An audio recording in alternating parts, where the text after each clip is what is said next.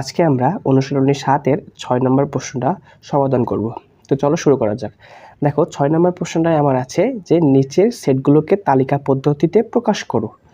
দেখো প্রথম প্রশ্নটা হচ্ছে আমার x যেন x বিজোড় সংখ্যা এবং 3 থেকে x বড় এবং 15 থেকে x ছোট। দেখো এই সত্যটা একটু ভালোভাবে খেয়াল করো। দেখো প্রথমটুকুর জন্য দেখো 3 থেকে x বড়, দেখো হা করা মুখটা x এর দিকে আছে, এটা মানে হচ্ছে xটা 3 থেকে বড়। আবার পরবর্তীতে তুমি আবার খেয়াল করো, এখানে দেখো আছে x 15 থেকে ছোট, হা করা মুখটা 15 দিকে, তার মানে x 15 থেকে ছোট। তার মানে দুইটা শর্তকে একসাথে করলে দাঁড়ায় দেখো xটা হবে 3 থেকে বড় এবং 15 থেকে ছোট বিজোড় সংখ্যার সেট। তাহলে এটার সমাধান আমরা লিখব ঠিক এইভাবে যে এটার সমাধান প্রথমে এই যে সেটটা দেওয়া আছে এটাকে একটা সেট তুমি ধরে নিতে পারো। লিখবা মনে করি a সমান, মনে করি a বা b বা c যে কোনো একটা সেট তুমি ধরে নিবা। মনে করি a সমান x যেন x বিজোড় সংখ্যা এবং 3 থেকে x বড় এবং 15 থেকে ছোট। তাহলে আমরা লিখব, তাহলে a সেটটি হবে a সেটটি হবে 3 থেকে বড়, 3 থেকে বড় এবং 15 থেকে ছোট, 15 থেকে ছোট বিজোড় সংখ্যার সেট, 15 থেকে ছোট বিজোড় সংখ্যার সেট। এখন দেখো 3 থেকে বড় এবং 15 থেকে ছোট বিজোড় সংখ্যাগুলো কী কী লিখব। 3 থেকে বড়, 3 থেকে বড় এবং 15 থেকে ছোট বিজোড় সংখ্যা, বিজোড় সংখ্যা 3 থেকে 15, 3 থেকে বড় এবং 15 থেকে ছোট বিজোড় সংখ্যাগুলো কী কী দেখো। 3 এর বড় বিজোড় সংখ্যা কি 5, এরপরে আছে 7, এরপরে 9, এরপরে 11, এরপরে 13। 15 কি লেখা যাবে না, 15 থেকে ছোট বলছি। যদি এখানে একটা নিচে দাগ থাকতো 15 সমান বলতো তাহলে আমি 15 নিতাম, যেহেতু 15 থেকে ছোট তাহলে 5, 7, 9, 11 এবং 13। তাহলে এইটাই হচ্ছে আমার এ সেট। যেহেতু আমাকে তালিকা পদ্ধতিতে প্রকাশ করতে বলছে, আমরা জানি তালিকা পদ্ধতি মানে যেখানে সেটের উপাদানগুলো সরাসরি থাকবে। তাহলে আমার এ সেটটি হবে এ সমান লিখবো আমি 5, 7, 9, 11, 30। তো এইটা হচ্ছে আমার তালিকা পদ্ধতিতে প্রকাশ। আচ্ছা এরপর দেখো, এরপর আমরা দেখব 2 নম্বর প্রশ্ন। দেখো 2 নম্বর প্রশ্নটা হচ্ছে x যেন x 48-এর মৌলিক গুণনীয়ক সমূহ। তার মানে আমার এই বি সেটটি হবে 48-এর মৌলিক গুণনীয়ক সমূহ। এই ওয়ার্ডটা খেয়াল করবা, 48-এর গুণনীয়ক কিন্তু বলে না, 48-এর মৌলিক গুণনীয়ক সমূহ। অর্থাৎ 48-এর গুণনীয়ক বের করার পরে যে সংখ্যাগুলো তার মধ্যে মৌলিক সংখ্যা সেগুলো হবে 48-এর মৌলিক গুণনীয়ক সমূহ সেট। তাহলে এখানে আমি প্রথমে এই সেটটাকে একটা সেট ধরে নিব।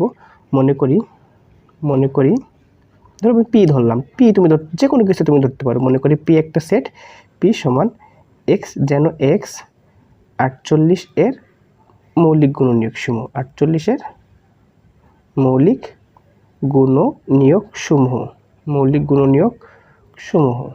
তাহলে পি সেটটি হবে 48-এর মৌলিক গুণনীয়ক সমূহ সেট, তাই না? তাহলে আমাকে 48-এর গুণনীয়ক বের করতে হবে। তাহলে গুণনীয়ক কীভাবে বের করতে হয় আমরা জানি, 48-কে যেভাবে গুণ করে করে বানানো যায় সেভাবে আমরা গুণনীয়ক বের করি।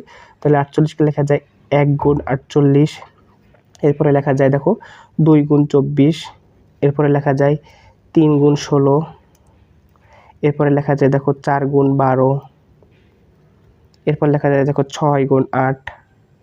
তো এইগুলো হচ্ছে দেখো 48-এর গুণনীয়ক, যে 1 গুণ 48, 2 গুণ 24, 3 গুণ 16, 4 গুণ 12 এবং 6 গুণ 8। তো এইগুলো হচ্ছে 48-এর গুণনীয়ক সমূহ। তাহলে 48-এর গুণনীয়ক সমূহ আমি কি পাচ্ছি, 48-এর গুণনীয়ক সমূহ, 48-এর গুণনীয়ক সমূহ যদি আমি লিখি কি কি আসে দেখো 1, 2, 3, 4, 6, 8, 12, 16, 24 এবং 48। এখন আমার তো 48-এর গুণনীয়ক হইলে হবে না, আমার 48-এর মৌলিক গুণনীয়ক লাগবে। তাহলে এই সংখ্যাগুলোর মধ্যে মৌলিক সংখ্যা কোনগুলো দেখো, 1 কিন্তু মৌলিক সংখ্যা না, তোমরা প্রথম অধ্যায়ে জেনে আসছো 1 মৌলিক সংখ্যা না। মৌলিক সংখ্যা কোনগুলো, এই যে 2 একটা মৌলিক সংখ্যা, তাই না? 2 একটা মৌলিক সংখ্যা, এরপরে 3 একটা মৌলিক সংখ্যা, 4 জোড় সংখ্যা, তাহলে 4 মৌলিক সংখ্যা হবে না, 6ও মৌলিক সংখ্যা না, 8 না, 12 না, 16, 24, 48 যেহেতু সবগুলো জোড় সংখ্যা তাহলে একটা মৌলিক সংখ্যা না, এখানে শুধুমাত্র 2 এবং 3 মৌলিক সংখ্যা। তাহলে আমি লিখব 48-এর মৌলিক গুণনীয়ক, মৌলিক গুণনীয়ক। আগে কিন্তু শুধু গুণনীয়ক লিখছিলাম, এই জন্য সবগুলো লিখছি। এখন লিখব 48-এর মৌলিক গুণনীয়ক সমূহ। তাহলে 48-এর মৌলিক গুণনীয়ক সমূহ কোনটা কোনটা? শুধুমাত্র 2 এবং 3। তাহলে আমার পি সেটটি হবে, অতএব পি সমান আমি লিখতে পারি তালিকা পদ্ধতিতে 2 এবং 3। এটা হচ্ছে আমার খ নম্বরের অ্যান্সার। তোমরা এখানে একটা লাইন লিখবা যে পি সেটটি হবে 48-এর মৌলিক গুণনীয়ক সমূহ সেট। এরপর তোমরা 48-এর গুণনীয়ক বের করে 48-এর মৌলিক গুণনীয়ক 2, 3, তাহলে পি হবে 2 ও 3। আশা করি বুঝতে পারছো। এখন দেখো গ নম্বর প্রশ্ন। গ নম্বর প্রশ্নটা হচ্ছে এক্স যেন এক্স 3-এর গুণিতক এবং এক্স 36 থেকে ছোট, এটাকে আবার তালিকা পদ্ধতিতে প্রকাশ করতে হবে। তো গুণিতক মানে কি? দেখো আমরা ছোটবেলায় শিখে আসছি গুণিতক মানে কি? নামতা, মানে এইভাবে আমরা শিখছি যে গুণিতক মানে নামতা। তাহলে 3-এর গুণিতক মানে 3-এর নামতা, 3 একে 3, 3 দুগুণ 6, 3 ত্রিকে 9, 3 চারে 12, এভাবে 3-এর নামতা এবং সেটা 36 থেকে ছোট হতে হবে। তাহলে এই সেটটা খুব সহজ, আমরা লিখতে পারি প্রথমে মনে করি এ একটা সেট, এ সমান এক্স যেন এক্স 3-এর গুণিতক, এক্স যেন এক্স 3-এর গুণিতক এবং এক্স 36 থেকে ছোট। তাহলে লিখব, তাহলে এ সেটটি হবে, এ সেটটি হবে 36 থেকে ছোট, 36 থেকে ছোট, 36 থেকে ছোট 3-এর গুণিতকের সেট, 3-এর গুণিতকের সেট। তাহলে 36 থেকে ছোট 3-এর গুণিতক কোনগুলা? 36 থেকে ছোট 3-এর গুণিতক, 36 থেকে ছোট 3-এর গুণিতক কোনগুলা? 3, 3 দুগুণ 6, 3 ত্রিকে 9, 3 চারা 12, 15, 3 6 18, 21, 24, তারপরে 3 নং 27, তারপরে 3 10 30, তাই না? এরপরে 30-এর পরে কত? 33, এরপরে 36 আছে। 36 কি আবার নেওয়া যাবে না? 36 কিন্তু আমার নেওয়া যাবে না, কেন? কারণ 36 থেকে আমার ছোট বলছে। তাহলে 36 থেকে ছোট 3-এর গুণিতক হচ্ছে এইগুলা। তাহলে আমার এই সেটটি হবে, এই উপাদানগুলো নিয়ে যে সেটটা হবে সেটাই 3, 6, 9, 12, 15, 18, 21, 24, 27, 30 এবং 33। তো এটা হচ্ছে আমার এ সেট, গ নাম্বারটা। তো আশা করি তোমরা গ নাম্বার প্রশ্নটা বুঝতে পারছো। তোমরা যদি শুধু এইটুকুই জানো যে গণিতক মানে 3-এর নামতা এবং এই শর্তটা যদি একটু বোঝো যে এটা 36 থেকে ছোট, তাহলে তোমরা এটা ইজিলি অ্যান্সার করতে পারবা। এখন দেখো আমার ঘ নম্বর প্রশ্নটা হচ্ছে এক্স যেন এক্স পূর্ণ সংখ্যা এবং এক্স স্কোয়ারের ভ্যালুটা 10 থেকে ছোট হবে। তাহলে এই সেটটাকে আমি এখন তালিকা পদ্ধতিতে প্রকাশ করব। তো তার আগে তোমাকে জানতে হবে পূর্ণ সংখ্যাটা কি। দেখো এতক্ষণ কিন্তু আমাকে কোনো পূর্ণ সংখ্যা স্বাভাবিক, এতক্ষণ আমরা স্বাভাবিক সংখ্যা নিয়ে কাজ করতেছিলাম, বাট পূর্ণ সংখ্যাটা কি সেটা তোমাকে জানতে হবে। পূর্ণ সংখ্যা মানে ধনাত্মক, ঋণাত্মক, 0 সব সংখ্যাগুলো হচ্ছে পূর্ণ সংখ্যা। অর্থাৎ মাইনাসের মান মাইনাস, ধরো -5, -4, -3, এদিকে তো অসংখ্য আছে। এরপর মনে করো -2, -1, 0, 1, 2, 3, এদিকে অসংখ্য আছে। এই সবগুলো হচ্ছে পূর্ণ সংখ্যা, সব হচ্ছে পূর্ণ সংখ্যা। পূর্ণ সংখ্যা মানে সেখানে কোনো ভগ্নাংশ থাকবে না, কিন্তু প্লাসের ভ্যালু তুমি যত খুশি প্লাস সামনের দিকে যাইতে পারো, যত খুশি তুমি মাইনাস দিকে যাইতে পারো। শূন্য সহ সবগুলো হচ্ছে আবার কি, সেটা পূর্ণ সংখ্যা। সেখানে কোনো দশমিক বা কোনো ভগ্নাংশ থাকবে না, শুধুমাত্র পূর্ণ সংখ্যা থাকবে এবং সেটা মাইনাসের দিকেও থাকবে, প্লাসের দিকেও থাকবে এবং শূন্য সহ করে। তো এটা হচ্ছে পূর্ণ সংখ্যা। তো যেহেতু আমাকে এখন পূর্ণ সংখ্যা বলছে, সো আমাকে এখন এটা মাথায় রেখে এটার সলভ করতে হবে। তাহলে এখানে দেখো আমার শর্তটা যে এক্স স্কোয়ার হবে 10 থেকে ছোট, তার মানে যে এক্সের এখানে যে উপাদানগুলো হবে সেই উপাদানগুলোকে যদি আমি বর্গ করি তাহলে সেই বর্গের মানটা 10-এর থেকে ছোট হবে। তাহলে ধরো আমি ধরি যদি এক্স সমান যে কোনো একটা মাইনাসের ভ্যালু থেকে তুমি শুরু করো, এক্স সমান, দেখো যেহেতু -4 থেকে ধরো আমি শুরু করলাম, দেখো এক্সের ভ্যালু -4ও আছে +4ও আছে, তাই না? তাহলে আমি এক্সটাকে এইভাবে লিখতে পারি যে +-4, +-4 মানে এক্সটা +4 হতে পারে, আবার এক্সটা -4 হতে পারে। তাহলে এক্স যদি এক্স +-4 হলে তাহলে এক্স স্কোয়ার সমান কত হবে? এক্স স্কোয়ার সমান +-4 স্কোয়ার। এখন দেখো +-4 স্কোয়ার করলে কী হয়, দেখো +4কে স্কোয়ার করলে আমরা কত পাই? 16 পাই। আবার যদি তুমি -4কে স্কোয়ার করো তাও 16 পাই, তাই না? কারণ -4 স্কোয়ার করা মানে কি -4 দুইবার গুণ, তাহলে মাইনাসে মাইনাসে প্লাস হয়ে যায়। অর্থাৎ তুমি প্লাস ভ্যালুকে বর্গ করলেও তুমি কি পাও? একটা ধনাত্মক মান পাও। আবার মাইনাস ভ্যালুকে তুমি যদি বর্গ করো তাও তুমি ধনাত্মক মান পাও। অর্থাৎ +-4কে বর্গ করলে তুমি অলওয়েজ কত পাবা? 16 পাবা। তাহলে 16 কি 10-এর থেকে ছোট?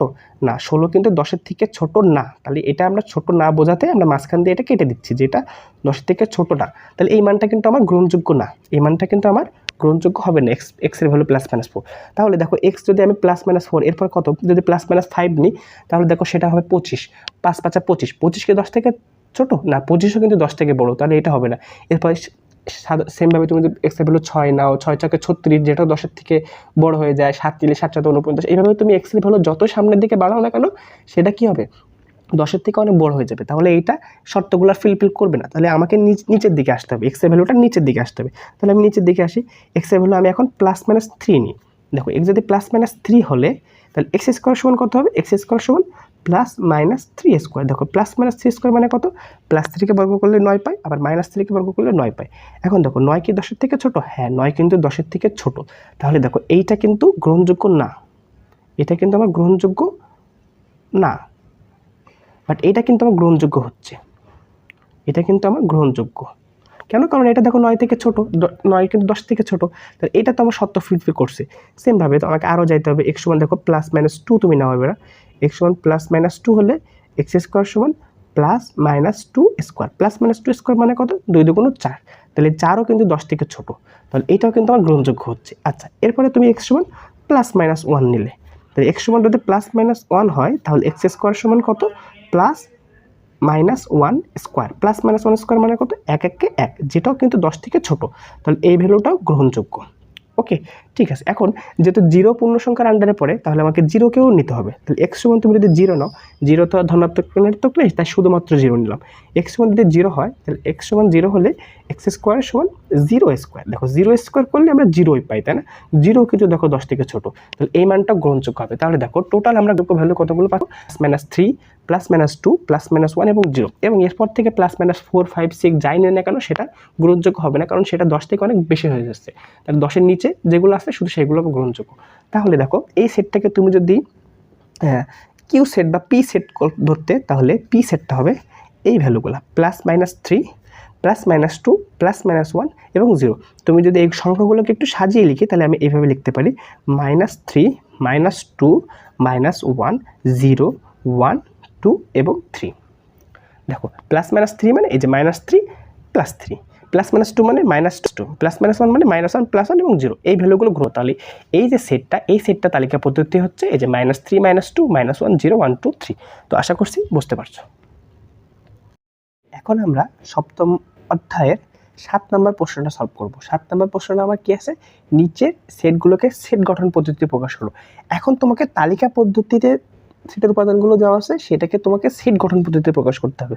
আমরা জানি তালিকা পদ্ধতিতে সেটের উপাদান সরাসরি থাকে এবং সেট গঠন পদ্ধতিতে সেটের উপাদানগুলো সরাসরি না থেকে একটা শর্তের মাধ্যমে থাকে। তো তার মানে আমাকে এই যে উপাদানগুলো, এই উপাদানগুলোকে আমাকে শর্তের মাধ্যমে দেখাতে হবে। তো চলো আমরা সলভ করার চেষ্টা করি। লিখব, মনে করি এ সমান, যে কোনো একটা সেট তুমি ধরতে পারো। মনে করি এ সমান, উপাদানগুলো লিখলে এ সমান 3 4 5 6 7 8। এখন তুমি যদি এই উপাদানগুলো একটু ভালোভাবে খেয়াল করো, দেখো 3 4 5 6 7 8 এগুলো কিন্তু স্বাভাবিক সংখ্যা, তাই না? দেখো এগুলো কিন্তু স্বাভাবিক সংখ্যা, এক এক করে বাড়ছে 3 4 5 6 7 8। কিন্তু শুধুমাত্র স্বাভাবিক সংখ্যায় যে শেষ তা কিন্তু নয়, এটা কিন্তু এর ভিতরে আরও জিনিস আছে। দেখো যেটা 2 থেকে বড়, দেখো এখানে কিন্তু স্বাভাবিক সংখ্যা আমার 1 ও 2, কিন্তু সেই 1 2 কিন্তু এখানে লেখা নেই। তার মানে জিনিসটা স্বাভাবিক সংখ্যা ঠিকই আছে, বাট 2 থেকে বড়। এবং দেখো এখানে 8-এর এখানে গিয়ে শেষ হয়েছে, তার মানে 2 থেকে বড় এবং 9 থেকে ছোট স্বাভাবিক সংখ্যা। তাহলে আমি লিখব যে এই সেটটি হলো 2 থেকে বড় এবং 9 থেকে ছোট এবং 9 থেকে ছোট স্বাভাবিক সেট, 9 থেকে ছোট স্বাভাবিক সংখ্যার সেট। তাহলে এই থেকে এবার তোমাকে শর্তের মাধ্যমে দেখাতে হবে। অতএব এ সমান, দেখো আমরা শর্ত কীভাবে শিখে আসছি, দেখো আমরা বেসিক ক্লাসে দেখো তুমি দেখবে আমার চ্যানেলে আমরা শিখেছি যে এটাকে লিখতে হয় এক্স যেন এক্স, এটাকে আমরা যেন করি এক্স যেন এক্স, যতটা স্বাভাবিক সংখ্যা তাহলে লিখবো এক্স যেন এক্স স্বাভাবিক সংখ্যা, এবং এরপরে আমার শর্তটা দিব এক্স যেন এক্স স্বাভাবিক সংখ্যা, এবং লিখে আমি শর্ত দেব।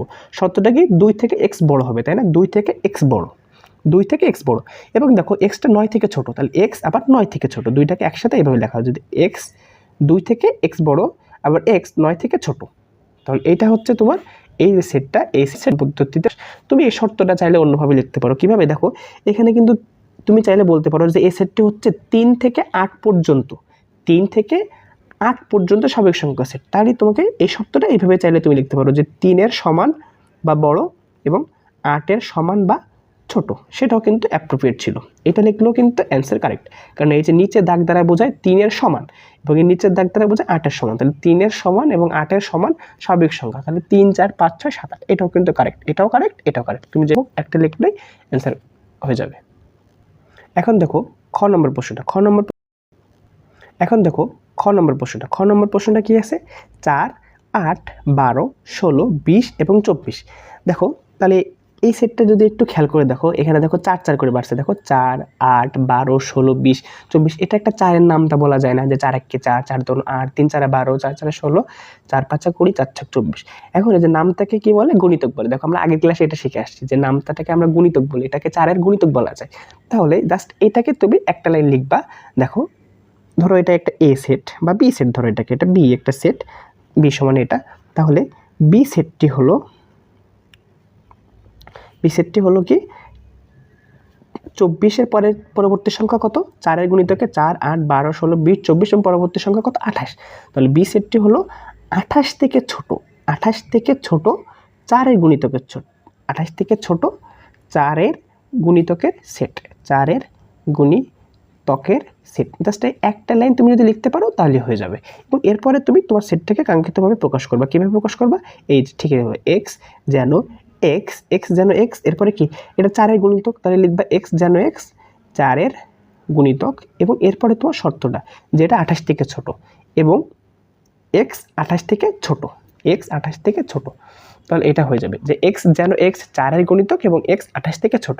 তাহলে এটা হচ্ছে তোমার বি যে সেট, বি সেটের তোমার সেট গঠন পদ্ধতিতে প্রকাশ। এটাকে তুমি আবার এইভাবে লিখতে পারতে যে এটা 24-এর সমান, তাও কিন্তু অ্যান্সার হইতো যে এক্স যেন এক্স 4-এর গুণিতক এবং এক্স 24-এর সমান, যেহেতু এখানে 24 পর্যন্ত আছে, তাহলে এটাও কারেক্ট, এটাও কারেক্ট, যেটা লিখো তুমি অ্যান্সার পেয়ে যাবা। ঠিক আছে, এখন দেখো আমার গ নম্বর প্রশ্নটা কি আছে?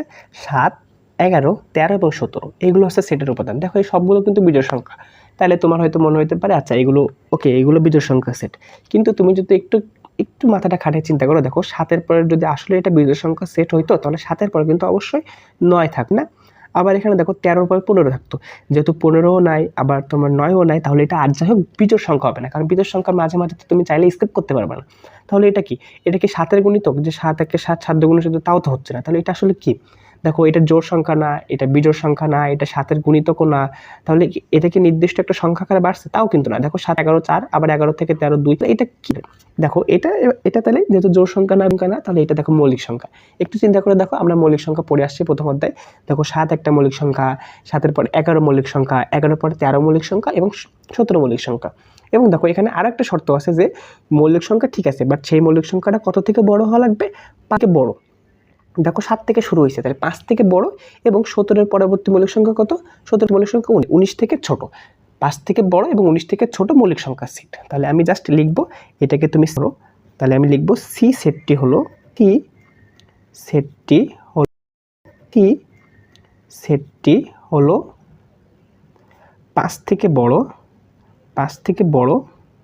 এবং 19 থেকে ছোট, এবং 19 থেকে ছোট মৌলিক সংখ্যা সেট, 19 থেকে ছোট মৌলিক সংখ্যা। অবশ্যই কথা, এই মৌলিক কথাটা কিন্তু সব থেকে আসল, মৌলিক সংখ্যার সেট। তাহলে 5 থেকে বড় 19 থেকে ছোট মৌলিক সংখ্যার সেটটাকে আমরা কিভাবে লিখতে পারি? সি সমান এক্স। এখন এখানে কি লিখবো? আগে লিখছিলাম সংখ্যার গুণিতক, এখানে মৌলিক সংখ্যা লিখতে হবে। এক্স যেন এক্স সংখ্যা গুণিতক, এখানে মৌলিক সংখ্যা লিখতে হবে। এক্স যেন এক্স সংখ্যা, এক্সটা মৌলিক সংখ্যা, এবং এর পক্ষে শর্তটা দিতে হবে যে 5 থেকে বড়, তাহলে 5x বড়, দেখো 5 থেকে এক্সটা বড় এবং 19 থেকে ছোট, তাহলে 19 থেকে ছোট, এরকমভাবে লেখা হয়। তাহলে এক্স যে সংখ্যা থেকে এক্স বড় উনি এক ছোট, তো এটা হচ্ছে তালিকা পদ্ধতিতে প্রকাশ। তো তাহলে আগে আমরা শিখলাম সেট গঠনতে প্রকাশ, এখন আমরা দেখলাম গঠন থেকে কিভাবে তার আগে শিখছিলাম কি, যে আগে শিখছিলাম সেট গঠন থেকে তালিকা, এখন দেখলাম তালিকা পদ্ধতিতে কিভাবে সেট গঠন পদ্ধতি আসা যায়। তো এই হচ্ছে আমার 6 নম্বর এবং 7 নম্বর প্রশ্নের সমাধান।